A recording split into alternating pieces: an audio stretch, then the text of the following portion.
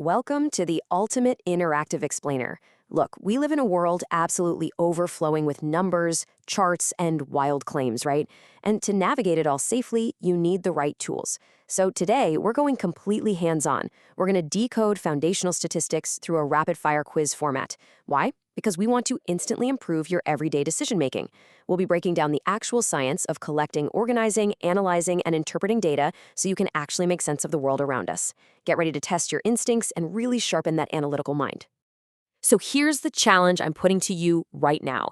Can you pass the ultimate data survival quiz? Throughout this explainer, I'm going to throw some real-world scenarios your way. Your job, lock in your answer before I reveal it. By actively testing your own knowledge, you aren't just memorizing facts, You're building the mental muscle you need to instantly recognize how data is being used or, let's be honest, misused right in front of you. All right, let's jump straight in. Round one, what are we doing? Now, this concept perfectly splits the discipline in two. First up, we've got descriptive statistics. It's exactly what it sounds like. It just summarizes and describes the data you actually have right there in your hands without going a single step beyond it. On the flip side is inferential statistics. This is the big leap. This is where you use a smaller sample to make predictions or draw broader conclusions about a much larger population. Okay, let's put this to the test. Here's your first scenario. Imagine you survey exactly 50 students in your class about their study habits. You crunch the numbers, and you calculate that they study an average of 4.5 hours a day. Which type of statistics are you using right here? Take a second to think about it. The answer is descriptive. If you guessed that, awesome job. And here's why. You're purely describing those 50 students you spoke to. You aren't making any grand claims about anyone else outside of that specific room. The data you collected and the conclusion you drew begin and end with those exact 50 people. Now, let's twist the scenario just a little bit. You take that exact same survey of 50 students and you confidently announce, students at this university study 4.5 hours per day on average. Now, what type of statistics are you using? Did you catch that shift in scale? Yep, you got it. That's inferential statistics. By making a claim about all university students, you've taken your tiny sample of 50 and used it to infer or predict something about thousands of students you never even talked to. You basically inferred a larger truth from a small sample. And honestly, this brilliantly illustrates the logical flow of almost any major study. Researchers usually start with step one, identifying a massive group they want to know about. But since they obviously can't talk to everyone, they move to step two, drawing a smaller, much more manageable sample. Only then do they move to step three and actually collect the data, which perfectly bridges us to our next concept. Welcome to round two. Who are we asking?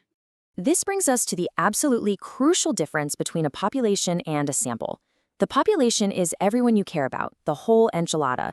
It's the entire group you're interested in studying. But studying an entire population is usually totally impractical, incredibly expensive, or just literally physically impossible. So what do? You rely on a sample. That's the smaller group you actually go out and collect data from. Time for your next quiz question. Let's say you're running a major political poll. You survey 2,000 randomly selected voters located all across Pakistan to estimate the general opinions of the electorate. What exactly is this group of 2,000 people called in statistical terms? Go ahead and lock it in. It's a sample. Those 2,000 people are your practical, testable subset. The population in this specific scenario would be all registered voters in Pakistan.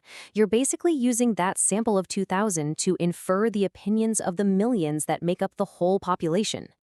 Moving right along to round three, what are we collecting? So data fundamentally splits into two main camps: qualitative or categorical data. Describes qualities that can't really be meaningfully measured with numbers. Think eye color, brown, blue, green, or maybe gender, or even someone's favorite climate policy topic like energy, agriculture, or water. On the flip side, we have quantitative data. This is numerical. It represents measurable quantities, like a height of 170 centimeters or an income of 50,000 Pakistani rupees a month. Quick fire question for you. An environmental group reports the number of trees planted in a specific region is exactly 150. Is this data qualitative or quantitative? Don't overthink it. Just rely on what we literally just covered about categories versus numbers. Absolutely, it's quantitative. 150 is a measurable, countable number. But wait, there's a little bonus layer to this answer. It isn't just quantitative. It's specifically discrete quantitative data. So what does that mean? Let's break it down real quick. The crucial point here is that quantitative data actually has its own subcategories. Discrete data consists only of countable whole numbers. You can't have 2.5 siblings, right? Or 1.7 cars in your driveway. Trees planted are whole numbers, so they're discrete. Continuous data, however, can take literally any value within a range. Weight, time, temperature, these can all be broken down into infinite decimals, like 70.5 kilograms. Okay, welcome to the final boss of our quiz. Round 4, how precise are we? Here's your scenario. You're looking at a survey that ranks customer satisfaction as poor, fair, good, or excellent. Now, the categories clearly have an order, but you can't exactly measure the mathematical distance between fair and good, right? So what level of measurement are we dealing with here? It's ordinal. Ordinal literally has the word order hiding right inside it.